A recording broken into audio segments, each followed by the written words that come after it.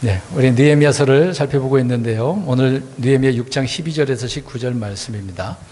1절에 말씀하고 있는 것처럼 느헤미야와 백성들이 한 마음으로 시작한 성벽 재건이 이제 며칠 만에 완성되었습니까? 20일 만에 완성이 되었습니다. 바벨론 침공으로 불타고 무너진 성벽이 다시 몇백 년 만에 재건된 아주 역사적인 순간이잖아요. 정확히 표현한다면 151년 만입니다. 605년에 1차 포로로 잡혀갔다가 535년에 70년 만에 이제 귀환하게 되어지잖아요. 그래서 1차, 2차, 3차 귀환하게 되어집니다. 그러니까 70년, 또 우리가 1차와 2차 사이년이 68년이거든요. 또 2차와 3차 그 간격이 13년입니다. 합쳐 이제 계산을 해보면 151년이거든요. 그러니까 시간이 굉장히 오래 걸렸어요. 몇십 년만도 아니고 151년 만에 성벽, 그러니까 성전은 그 전에 와서 지었던 것이고 멈췄다가 다시 한 건 아닙니까? 근데 성벽과 도시는 나중에 느헤미야 때이기 때문에 오랜 기간이 흘렀던 거죠. 그러니까 건축 공사 기간이 2달간의 시간이었긴 했습니다만은 이 일에는 엄청난 시련이 있었다. 앞에서 우리가 계속해서 살펴본 내용 아닙니까? 주변 민족들이 조직적으로 성벽 건축을 방해했기 때문에 정말 힘들었던 부분입니다. 또 뭐 건축자들에 대해서 위협을 했기 때문에 불안했던 것이고, 또 곧 전쟁이 터질 것 같은 그런 위기감이 조성되었던 부분도 있었던 거죠. 그리고 또 그 원수들은 물리적인 어떤 위협과 여론전과 또 심리전을 같이 곁들여서 공격을 해왔기 때문에 굉장한 압박이었다라는 것입니다. 그리고 총독으로 온 느헤미야를 제거하기 위해서 여러 가지 술수를 부렸던 것이죠. 오늘 이제 그런 내용 중에 하나, 거짓 대언자를 통해서 이제 언론화하고 있는 것을 보게 되어집니다. 또 심지어는 우리가 지난 시간에 끝부분에 살펴보았던 내용, 오늘 다음 구절에도 나오긴 하지만 그들이 이제 고정 간첩을 숨겨놓은 거죠. 스파이를 숨겨놔가지고 그 사람을 통해서 더 느헤미야를 흔들기 작전, 이제 그렇게 했다는 것이죠. 그러니까 안으로는 귀족들과 치리자들이 이자놀이를 하고 있었고, 땅을 담보로 잡아서 경제적 어려움을 수탈을 하는 그런 것도 있었고요. 또 어떤 이들은 먹고 살기 위해서 도둑질을 했고, 또 어떤 이들은 세금을 내기 위해서 포도원을 저당 잡히는 그런 일도 있었습니다. 또 어떤 이들은 아들, 딸들을 종이나 노예로 팔리는 그런 사건도 있었지 않습니까? 또 공사 기간 중간에는 느헤미야는 왕이 되려 한다는 헛소문까지 퍼뜨리고 있었으니까, 그러니까 한두 가지가 아니에요. 많은 것들로 공격을 해왔다는 겁니다. 이러다 보면 사람들 지치잖아요. 그냥 포기해버리지 않습니까? 주변에 우리가 현실에서도 그런 일들을 많이 봅니다. 계속해서 네티즌들이 막 댓글 달고 그래 보세요. 너무 힘들어가지고 연예인들이 다 포기해버리고 세상을 등지고 이제 떠나는 경우가 굉장히 많습니다. 별것도 아닌데 그런 일들이 많이 있는 거죠. 마귀와 그의 사역자들은 결코 쉬지 않고 이렇게 공격한다는 것을 알 수 있습니다. 그러니까 예나 지금이나 팔레스타인 그 지역에서는요, 정말 힘들어요. 그 지역에 살던 유대인들은 주변 민족들을 둘러싸여가지고 항상 공격을 당하고 있기 때문에 공공의 적이죠. 모든 민족들 가운데서 어떻게 보면 무슬림 속에 있는 유대교, 또 종교적 그런 점에 살고 있는 그런 땅인 것이죠. 하나의 어떤 섬이라고 생각하시면 돼요. 그런 주변이 둘러서가지고 하나만 공격하고 있는 그런 입장이니까.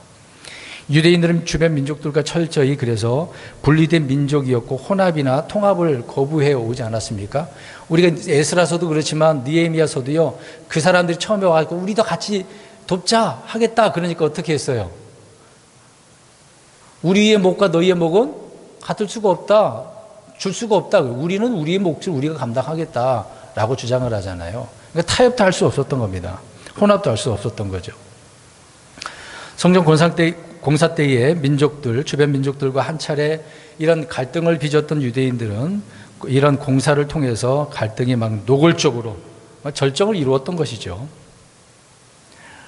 심지어는 뭐 이런 것이 종교적인 문제가 아니라 외교적인 문제 아닙니까? 나라 대 나라로 문제가 있었던 거죠. 그러니까 이제 저번 주에 살펴본 대로 뭐만 안 달고 있었어요. 뭐만 달면 완성이에요.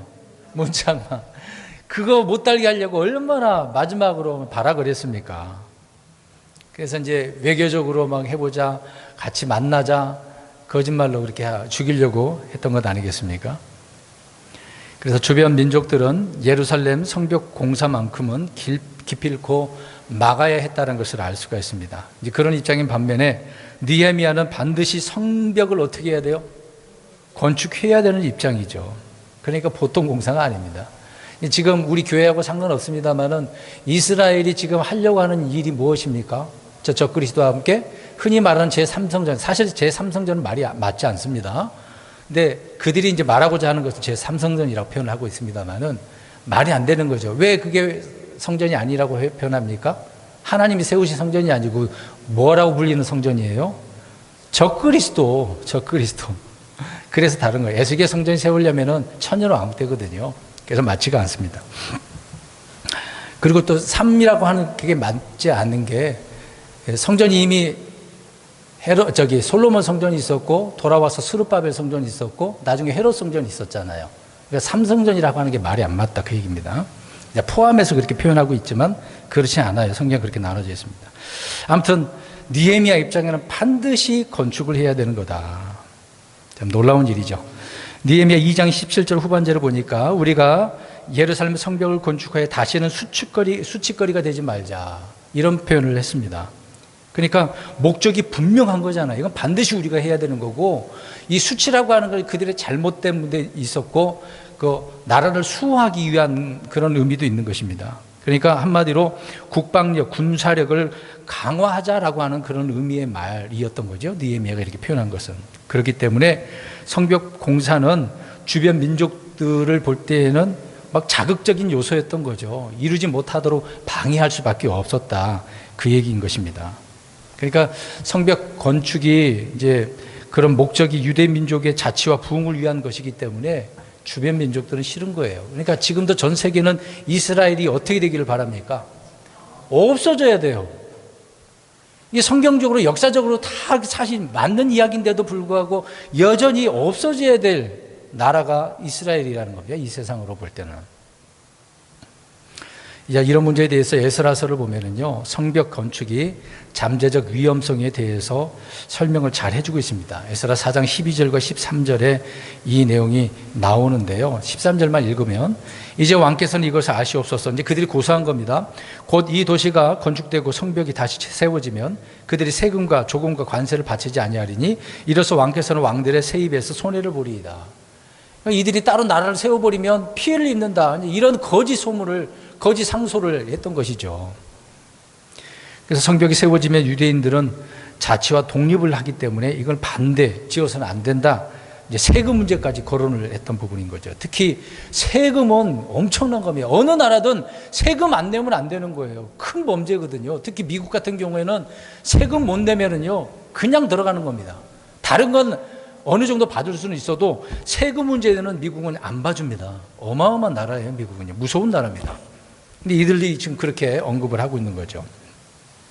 그러니까 이만큼 성벽 제거는 군사적으로 중요한 위치를 차지하고 중요한 일이었기 때문에 느헤미야는 사수할 수밖에 없었던 거죠. 자, 그러면 우리 12절부터 한번 보겠습니다.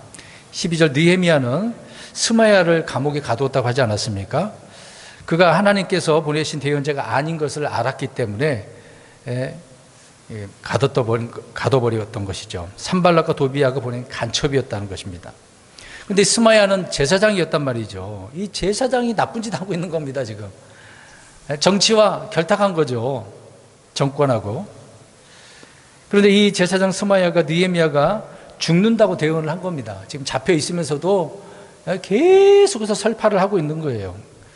그러나 느헤미야가 들어보니까 이놈은 하나님께서 보내신 대언자가 아니냐. 제사장은 제사장이니까 어쩔 수 없는데 대언의 말은 그 사람이 말한 건 반드시 어떻게 해야 됩니까? 이루어져야 돼요. 그런데 아니에요. 이루어질 말도 아니죠. 왜 그러냐면 이미 하나님께서 느헤미야에게 어떻게 해줬어요? 성벽 건축을 하라고 명령을 하신 것이기 때문에 하나님이 나에게 말씀하셨는데 저놈한테 말할 수 있다? 물론 할 수도 있지만 못하게 한다는 그건 아니거든요. 말이 안 되는 것입니다. 스마야는 산발락에게 뇌물을 받은 제사장으로서 느헤미야에게 거짓 대언을 했던 사람이라는 겁니다. 느헤미야 12장에 나옵니다.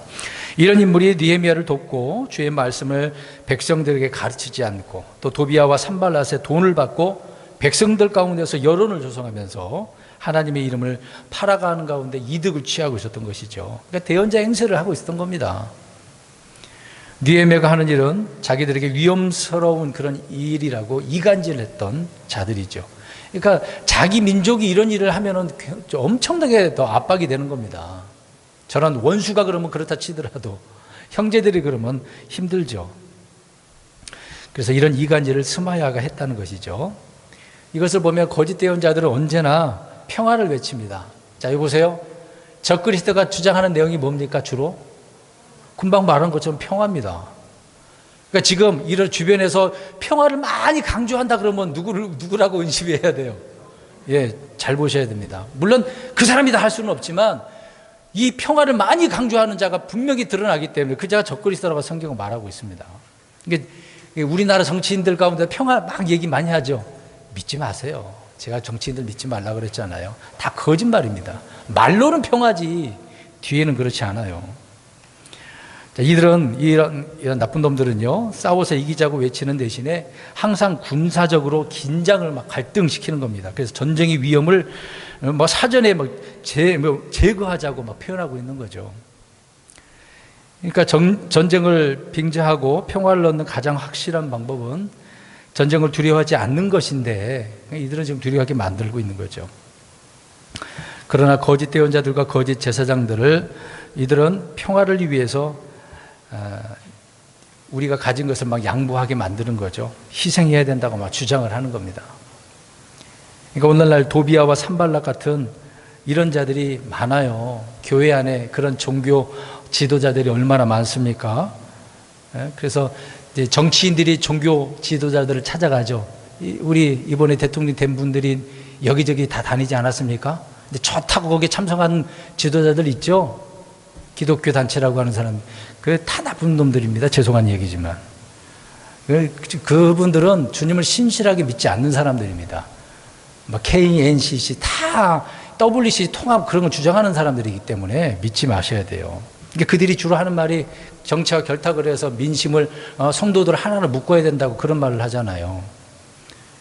예, 그래가지고 교회 안에 분열을 시키고 자기 나름대로 그 뜻을 이루기 위해서 별짓을 다 하는 거죠. 조심하셔야 됩니다. 총독 느헤미야 역시 대언자들이나 제사장들을 잡아서 가두는 일은 매우 부담스러운 일이죠. 스마야는 적이 고용한 스파이였는데 그가 한 일은 느헤미야를 향해서 이런저런 일을 하면서 겁을 주는 일이었다는 것입니다. 그래서 밤에 와가지고 느헤미야를 죽일 거다. 얼마나 위협을 했습니까? 근데 느헤미야는 말씀드린 것처럼 하나님으로부터 온 것이 아님을 깨달았다라고 이야기를 하고 있는 거예요. 그러니까 느헤미야는 거짓과 참을 분별할 수 있는 그런 그 분별력이 있는 거죠. 오늘 깨달았다고 하는 의미를 잠깐 길게는 설명하지 않겠습니다. 굉장히 길게 이제 여기 해놨습니다만은 깨달았다라고 하는 것은 명철이거든요. 명철. 그냥 영어로는 한 단어야. 그냥 understand 그 의미거든요. 근데 한국말로는 좀 이렇게 말이 여러 가지로 나눠져 있는데 명철, 깨달았다. 그러니까 무엇을 깨달은 거예요? 참이냐 거짓이냐, 의냐 불이냐, 선과 악이냐, 법이냐 불법이냐, 이거를 구분할 수 있었다는 얘기죠. 근데 이것이 구분할 수 없다라고 한다면 어떻게 바로 살 수 있었겠습니까? 그러면 이런 걸 생각해 보면 당시 느헤미야 때 이런 자들이 있었으니까 느헤미야는 분별했죠. 지금 교회 시대 때도 그러지 않습니까? 제가 얼마 전에도 설교하지 않았습니까? 속이는 자가 있다고요. 교회 안에서도 속이는 자가 있다니까요. 간판은 교회라고 걸어놓는데 들어가 보면 완전 사기꾼들이야. 그래서 예전에 제가 전도사 때 설교한 내용이 있는데 그것이 한자 이제 사자성어를 통해서 설교한 적이 있었습니다. 양두구육이라고 아십니까? 양두구육? 처음 들어보시나요? 양의 머리를 걸어놓고 개고기를 파는 거거든요. 그러니까 교회라고 하는 것은 실질적으로 어린 양 대신 예수님이 이야기하잖아요. 근데 예수님보다는 그 예수님을 걸어놓고서 다른 거를 팔고 있지 않습니까? 다른 복음을 전하고 있다 그 얘기죠. 교회 안에 거짓 대언자, 거짓 교사, 지금 거짓 대언자라고 할 수 없겠죠. 거짓 교사라고 해야죠. 거짓 사역자들. 이런 자들이 많이 있습니다. 또 스스로가 사도라고 표현하죠. 그래 사도 운동 그런 거 하는 것도 있습니다. 그런데 따라가면 안 되는 건데요. 그래서 이런 것들을, 이런 것이 무엇이 옳은지 그른지를 시험하고 입증을 해야 되는 거거든요. 근데 이런 일을 목사가 안 하고 그냥 다 받아들여요. 스펀지처럼 물을 빨아들이듯이 그냥 다 가져. 뭐 보기에 좋아 보여요. 그러면 교회 안에다가 세워가지고 그냥 부흥을 위한 그런 수단으로 사용을 하고 있는 것입니다. 마귀는 주님이 씨앗을 뿌려 놓은 밭에 가라지를 뿌리듯이 형제로 가장을 해가지고 거짓 형제를 심어놓고 때로는 교회 안에 불평과 또 원망의 씨앗을 뿌려가지고 교회에 어려움을 주게 되어지는 거죠. 그러니까 이런 것들을 분별해야 됩니다. 말씀을 통해서요. 진짜인지 가짜인지. 그러니까 성경을 읽어야 됩니다. 성경을 모르면 그냥 속을 수밖에 없어요. 아까 우리 대화 시간에도 이탁재 형제님하고 좀 얘기했습니다만은 정말 뭐 이단들은요 말로 표현할 수가 없습니다. 되지도 않는 말을 들이대면서 어거지 피우고 있는 거거든요. 그래서 명철은 우리가 하나님 앞에 오는 거죠. 깨닫지 못한 사람들은 성경에 보니까 짐승이래요. 시편 49편 20절과 92편 6절에 깨닫지 못한 사람은 멸망하는 짐승과 같대요. 그러니까 깨달아야 되는 거거든요. 근데 느헤미야는 지금 전업이 가짜라는 걸 깨달았어요? 못 깨달았어요? 깨달았단 말입니다. 근데 이 명철은 하나님께서 주시는 거라고 욥기서 38장 36절과 잠언 2장 6절의 말씀을 하고 있습니다. 다른 데서 주는 게 아니에요. 여러분 학교 공부 막 박사 공부했다고 해서 하나님 말씀들이 깨달아지는 줄 아십니까? 하나님 누구신지 깨달아지냐고요. 아니에요. 주님이 깨닫게 해주셔야 되고 말씀들을 통해서 깨달을 수 있는 거거든요. 왜? 하나님은 자신을 말씀으로 계시해 놓고 있기 때문에, 기록된 말씀으로. 그러니까 말씀을 모르면 속는다고요. 지난주에 말씀드리지 않았습니까? 속는다고요. 또 주를 두려워하는 것이 명철이라고, 주님을 두려워하고 악에서 떠나는 것이 명철이래요. 그걸 깨닫는 거라고 하는 것입니다. 또 시각 관계상 주님의 명령을 행하는 자들에게 좋은 명철이 있다라고 이야기를 하고 있고요. 또 우리가 명철을 얻으려면 기도해야 되는 거죠. 가만히 있는다고 주어지는 것은 아닙니다. 주님의 말씀을 묵상할 때 명철이 또 주어진다고 하고 있고, 또 이걸 위해서 명철을 열심히 찾아야죠. 주님을 찾으면 깨닫게 되어진다고 하지 않습니까? 또 믿음을 통해서 깨닫게 되어지는 것이니까. 그래서 오늘 느헤미야는 이런 면에서 내가 깨달았다라고 이야기를 하고 있는 겁니다. 그러니까 우리가 여기 보세요. 하나님 말씀 많이 깨달으시기를 바랍니다. 네, 그러면 눈에 보인다니까. 사기꾼은 사용하는 말들이 딱 정해져 있어. 몇 가지 말로 딱 후려쳐요. 흔히 말해서. 그런 말들을 통해서 우리는 저놈이 진짜인지 가짜인지 알 수 있는 겁니다. 13절 보시기 바랍니다. 눈으로 보시고요.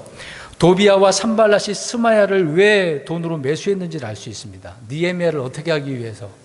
그렇죠. 두려움에 빠지게, 두렵게 하려고 이런 짓을 하는 거예요. 이게 돈 가지고 사람을 이렇게 망가뜨리려고 하는 겁니다. 그렇게 해서 죄를 짓게 하려고. 이 죄를 지으면 이 일을 중단하게 시키고, 죄를 지으면 이제 그들의 고속거리가 생기는 거니까 아주 교묘한 거죠. 또 악한 소문을 내기 위해서 여론을 조성함으로 모욕하게 만드는 겁니다. 참 어마어마하죠. 정치 공작을 한번 보시기 바랍니다.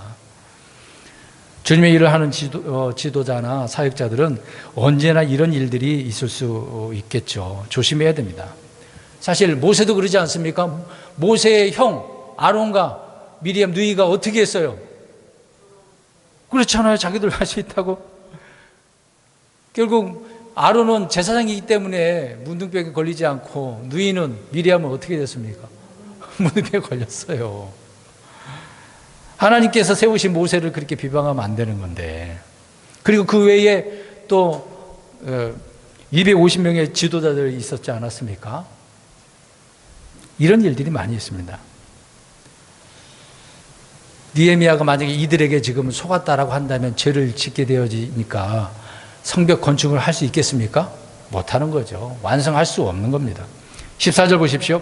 느헤미야는 주께 기도했는데요. 느헤미야를 대적한 유대인들의 그 대언자들이 몇이 있었다는 사실이 나오고 있는데요. 도비야와 산발랏은 적들인데 이들이 지금 유대 내부에 공작을 펼치고 있는 거예요. 저 유대인들 놈들을 내가 잘 요리해서 먹어야 되겠다. 그런 것처럼 내부에 공작을 펼쳤던 것입니다. 이들과 같이 공작한 자들이 바로 여대언자 노아다예요. 노아다. 특히 여성이 말을 하면 그때는 참 위험한 때거든요. 사사기사로 보면 여대원장 하나 또 나오지 않습니까? 발악하고 나올 때. 얼마나 남자 형제가 바로 서지 못하면 여대원자를 뒤밀고 적들을 물리치려고 하겠습니까? 마지막 때도 여성이 드러나면, 그래, 여성 인권 신장이라고 하잖아요. 그러면 위험한 때라는 것을 알 수가 있습니다. 그러니까 이 여대원자와 또 대원자들 중에 남은 자들이 모여가지고 느헤미야를 두렵게 했다라고 이야기를 하고 있습니다. 그러니까 이들의 공작을 보세요. 이렇게 해도 안 되고 저렇게 해도 안 되니까 이번에는 종교 지도자들을 통해서 넘어뜨리려고 하고 있는 겁니다. 그러니까 종교인들이 지금 누구와 결탁하고 있는 거예요? 권력, 정치인들과 결탁을 하고 있는 거잖아요. 어느 시대에나 어느 민족이나 늘 있는 일이에요. 우리나라도 있는데요, 뭐. 주로 대통령 되는 사람이 이 평택에 아무도 알아주지 않는 이 상가에 있는 이 우리 교회 올까요? 안 와요. 어느 교회 가요? 말 안 해도 알죠? 저 서울에 큰 교회. 짜잘한 교회 안 온 겁니다. 표를 얻으려면 큰 교회 가야죠. 예수 그리스도 십자가에 못 박아 죽일 때도 주동자들은 유대의 장로들, 제사장들이었습니다. 일반 시민들은 따라서 선동돼 가지고 간 것일 뿐인 거죠. 그래서 이들이 빌라도와 헤롯과 결탁을 해가지고 예수님을 죽였던 것이죠. 오늘 느헤미야도 이놈들이 종교 지도자들을 이렇게 끌어다가 공작 펴가지고 이런 위험을 빠뜨리려고 했던 것이죠. 이들이 바로 대언자들, 제사장들이었다는 것입니다. 자, 이들이 왜 이렇게 했을까? 이들은 어떤 자들이니까요? 거짓 대언자들이니까. 자, 보세요. 거짓 대언자들일수록 이런 짓들을 하는 겁니다. 이런 것도 파악을 해야 돼요. 그것도 뭣도 모르고 거짓말을 이렇게 성경하고 상관없는 말을 하는 그런 목사를 추앙하는 사람들이 얼마나 많습니까? 마태복음 7장 15절에 거짓 대언자들을 조심하라. 그들은 양의 옷을 입고 너희에게 나아오나 속은 약탈하는 뭐다라 그랬어요. 이리 빼앗아가려고 하는 이리들인데, 잘 보세요. 정치인들이 뭐 하나 주잖아요. 그러면 반드시 어떻게 합니까? 가져간다니까요.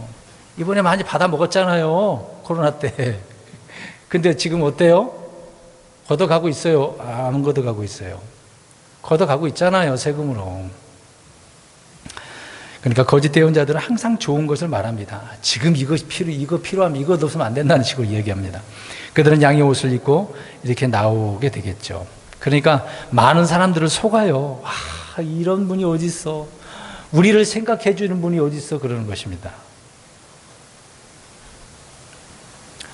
사람들은 거짓 대언자들을 어떻게 대접하고 있는지를 우리가 알 수 있죠. 이들을 찾아내는 것이 아니라 좋게 말하고 칭찬하고 있는 것을 봅니다. 누가복음 6장 26절에 그러잖아요. 모든 사람이 너희에 대해 좋게 말할 때 너희에게 화가 있을지어다. 자, 보세요. 너희에 대해 좋게 말할 때, 그러니까 많은 사람이 너희 누구에게 특정한 자에게 좋게 말하면 뭐가 있을 거다? 화가. 그러니까 조심하셔야 돼요. 누가 나에게 좋은 말을 하면 높여주고 막 세워주면 위험한 때예요. 호락호락. 그래? 그러면 받아들이면 안 된다는 얘기입니다. 거짓 대언자들이 사람들에게 이렇게 좋은 대접을 받고 있었던 거죠. 이들은 사람들에게 좋은 말을 듣고 있는 것입니다. 여러분, 기독교는 세상으로부터 욕을 얻어먹어야 되는데 좋은 말을 들으면 되겠습니까? 근데 지금은 좋은 쪽으로 욕먹는 게 아니라 나쁜 쪽으로 욕을 얻어먹는 게 문제죠. 참 안타까운 현실입니다. 성경 신자들은 그래서 믿음으로 살 때 이런 거짓 신자들이나 불신자들을 통해서 욕먹는 거 그냥 기쁨으로 받아들이시면 됩니다. 사도들이 예수님이 잡혀가서 죽으시고 승천하신 이후에 얼마나 힘들었습니까? 베드로와 요한이 감옥에 잡혀가서 매를 맞고 노임을 받고 풀려나기도 하고 참 많은 일이 있었던 거죠. 근데 그때 사도들은 기쁨으로 여겼다고 그랬습니다. 이 일이 정말 감사하다고 했던 것이죠. 이 시대가 바로 거짓 대언자들, 다른 표현을 한다면 거짓 교사들이 너무도 많아가지고요 힘든 이 시대를 보고 있는 것이죠. 그래서 요한일서 4장 1절에 보면 영을 다 믿지 말라. 다 믿으면 안 돼요. 우리 여기 계시면 한번 서로 쳐다보세요. 한번 쳐다보시라고요. 믿어져요, 안 믿어져요? 안 믿어져요. 가족인데. 그러니까 느헤미야는 이들의 행위들을 파악하고 주님께 기도하기를 그들의 소행대로 그들을 기억하옵소서. 이 말이 뭐예요? 하나님 아시잖아요. 저 나쁜 놈들 알아서 처리해 주세요. 그 얘기를 하고 있는 거죠. 하나님께서 직접 저주하시고 심판하시라. 왜요? 원수는 누구에게 있으니까? 원수 갚는 것은 하나님께 있으니까. 느헤미야는 스스로 가지 않았습니다. 총독이면 할 수도 있는 거잖아요. 그랬는데 느헤미야 입장에서는 그런 게 문제가 아닙니다. 지금 성벽 공사 완벽하게 하는 일이 우선이었으니까 굳이 이렇게 할 필요도 없고 하나님께 맡기는 거죠. 이런 사람이 돼야 됩니다. 누가 저와 여러분들을 이게 힘들게 하면 누가 앞에 맡기라고요? 하나님께. 그러면 알아서 하나님이 해결해 주십니다. 그걸 경험을 하셔야 돼요. 경험해 보신 분들은 그냥 마음이 편해. 근데 이런 일을 처음 당하신 분들은 막 불안해하는 거야. 막 괴로워 잠도 못 자고. 이걸 알고 하나님께 맡겨야죠. 15절 보겠습니다. 성벽 건축은 50일 만에 완성되었는데 전 유대인들이 공사에 매달렸기 때문에 가능했던 일이죠. 자원에서 역할을 분담했고 어려움 속에서도 흩어지지 않았고 전쟁의 위협 가운데서 뭐 창을 무기를 잡은 그런 상태에서도 밤새 일을 하지 않았습니까? 옷을 빠는 일 외에는 옷을 벗었어요, 안 벗었어요? 안 벗었다고 나오잖아요. 그러니까 바벨론 침공 후에 성벽 제거는 역사적인 일로서 언제 완성됐어요? 엘룰월 25일에. 유대 종교력으로는 6월 25일입니다. 지금의 현재 태양력으로는 8에서 9월 정도 해당되면 된다고 보겠습니다. 달력이 좀 달라요. 그 당시에 이제 메데 페르시아 시대였던 것이고 또 유대인들은 자기들의 종교력으로 계산을 합니다. 그들은 지금 AD 2022년이 아니에요. 우리 달력 공부했었지 않습니까? 달력도 사실 잠깐 얘기 나와서 말씀드립니다만은 지금 우리가 사용하고 있는 태양력, 즉 카톨릭 교황이 어느 시대 때 바꿔버렸어요. 일주일인가 10일이 사라져버렸잖아요. 노동자들 난리 났지 않습니까? 그 당시에. 예전에 우리 김재근 형제님을 통해서 강의 들었지 않습니까? 그 내용이 네이버에 검색하면 다 나와요. 그 자료들이 다 있습니다. 느헤미야가 수상국의 왕의 명령을 받은 때가 아닥사스다 제2년 이사론에 있었고 느헤미야가 왕명을 받아서 예루살렘 도착한 그 후에 오순절이 지난 다음이었을 것으로 보게 되어집니다. 그러니까 오순절이 끝나면서 장막절 절기 기간이니까 7월까지 마무리 지은 것이라고 봐야 되겠죠. 그러니까 엄청난 속도로 재건을 했던 겁니다. 큰 돌을 그렇게 옮겨나는 것은 대단한 거죠. 짜잘한 돌 아닙니다. 석공들이 크게 돌을 만들면 그런 짐꾼들이 날라서 세웠던 것이죠.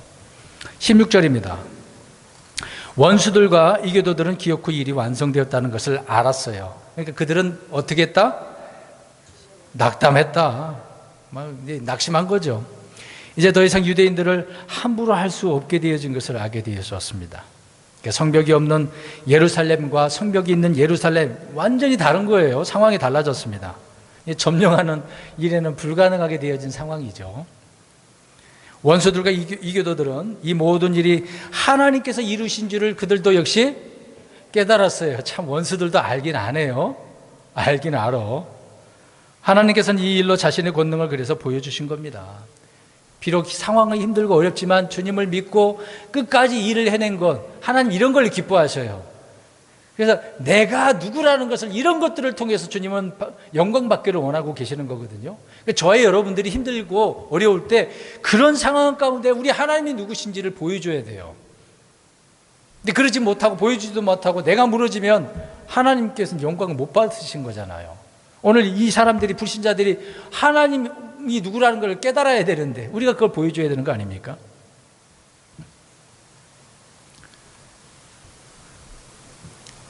주님은 초자연적인 어떤 이적이나 표적을 행하지 않으시고 얼마든지 이런 일들로 자신을 드러낼 수 있다라는 것을 보여주셨던 것입니다.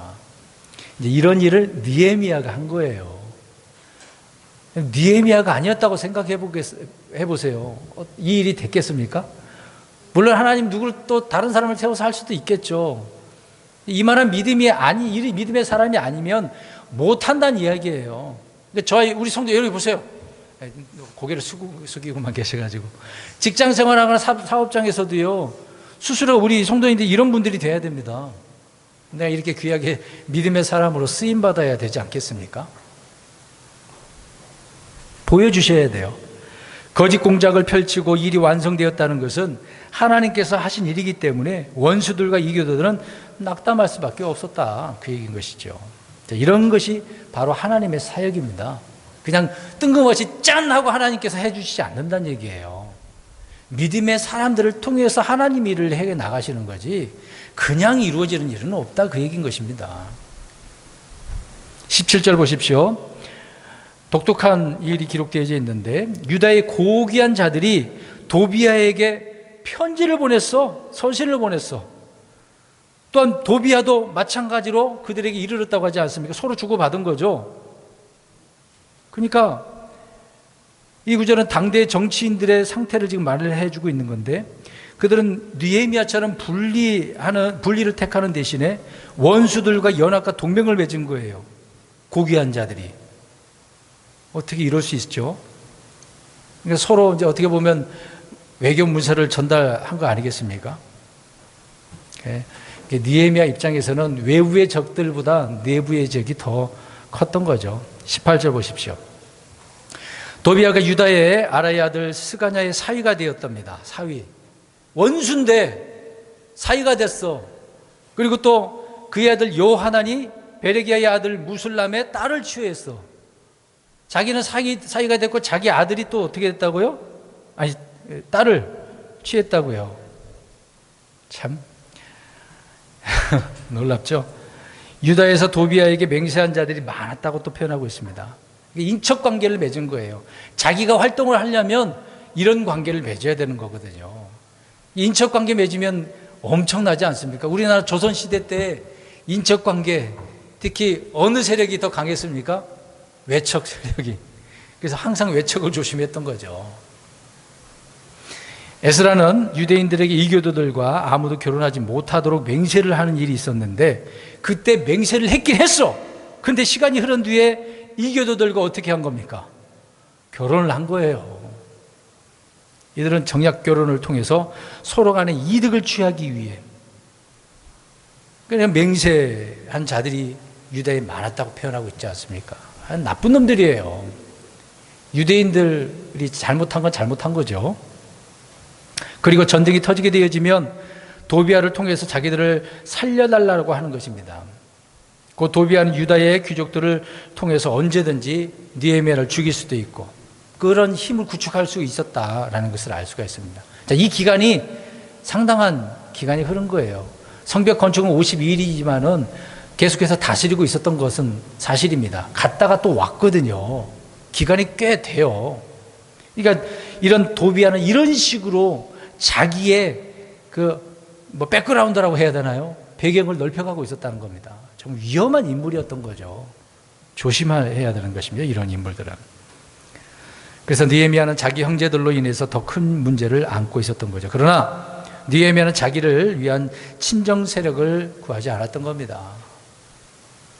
느헤미야는 그렇게 세우지 않았어요. 자기 사람을 만들지 않았다. 그 얘기인 것이죠. 사실 귀족들은 이런 느헤미야에게 붙으면 어떻게 되겠습니까? 저번에 말씀드렸잖아요. 이 성벽 건축하려면은 신분 있는 귀족들은 자기 돈을 어떻게 해야 돼요? 내놓아야 돼요. 그러니까 느헤미야에게 붙으면 손해일까요? 이득일까요? 손해죠. 그러니까 안 붙은 거예요. 자기들의 이득을 위해서 누구에게 붙어야 됩니까? 도비아에게 붙어야죠. 그래서 그들과 결탁하고 맹세하게 하고 인척관계 맺는 거죠. 이들은 느헤미야의 반대편에 서고 또 이득을 얻었던 것입니다. 아주 성실하지 못한 자들이죠. 느헤미야는 청렴결백한 것뿐만 아니라 하나님을 두려워하는 사람이었기 때문에 이들이 행하는 잘못을 꾸짖고 잘못하는 일들을 막았던 것이죠. 그러니까 이들의 입장에서는 느헤미야가 눈에 가시인 거죠. 없애버려야 돼요. 도비와 결탁을 해서 빨리 해결해야 되는 거죠. 그래서 어떻게 보면 느헤미야는 반대 세력을 더 자기 형제들을 통해서 만들어가고 있었던 것입니다. 마지막 19절 보겠습니다. 귀족들이 도비야가 선한 행실을 했다고 보고하는 내용이네요. 자, 보세요. 우리가 아는 대로 도비야가 착한 일 했어요? 아주 나쁜 일만 꾸몄는데 어떻게 착한 일을 했다고 합니까? 이 말은 도비야는 좋은 사람이고 유대 민족들에게 도움을 주는 자라고 느헤미야가 지금 보고를 하고 있는 거예요. 말도 안 되죠. 나쁜 짓 하고 있는데. 그리고 느헤미야의 말도 전했다고 하는데 정보를 은밀히 흘렸다는 얘기죠. 저 나쁜 놈들하고 말도 안 섞은 느헤미야인데 그들이 흘려버린 거잖아요. 이것을 가지고 도비야는 느헤미야를 두렵게 하려고 했다는 것입니다. 무슨 말이겠습니까? 느헤미야 밑에 자기 사람이 많다고 겁을 주고 있는 거예요. 지금 이 내용이. 까불지 마. 내가 아는 사람 어마어마한 사람이 있어. 내가 어디 청와대 있어. 지금 이제 청와대 이제 끝났지 않습니까? 과거에 그러잖아요. 내 2대 나온 여자야 이렇게 표현하고. 출신이 이게 뭐 중요합니까? 그러니까 이런 자들이 유다의 귀족들로 있었으니까 유다의 앞날은 어두울 수밖에 없는 거죠. 이것은 적에게 매수된 간첩인 자들이죠. 야당인 것입니다. 간첩인 야당. 이런 상황에서 느헤미야는 어떻게 해야 되겠는가? 이제 성벽 제거는 끝이 났습니다. 성벽 제거는 끝이 나긴 했는데 형제들이라고 하는 자들이 도비야의 계략에 말려들여서 내분을 또 일으키고 있는 거죠. 그러니까 처음에 말씀드린 것처럼 무너진 성벽은 어떻게든 해서 이제 제거를 했습니다만은 무너진 신앙은 아직까지 회복되지 않았다는 겁니다. 하나님의 말씀은 못 돌아온 거죠. 이걸 또 개혁을 해야 돼요. 이제 이후로 이제 그런 내용들이 나오고 있는 것입니다. 오늘 말씀 정리하겠습니다. 피곤해 하시는 것 같아서 빨리 정리하고 말씀드리려고 하는 겁니다. 성벽 공사는 군사적 외교적인 문제였고요. 이때 사역자는 안팎으로 항상 어려움을 당한다는 그런 점과 또 내부에 거짓 대원자들, 거짓 형제들이 있었다는 것이죠.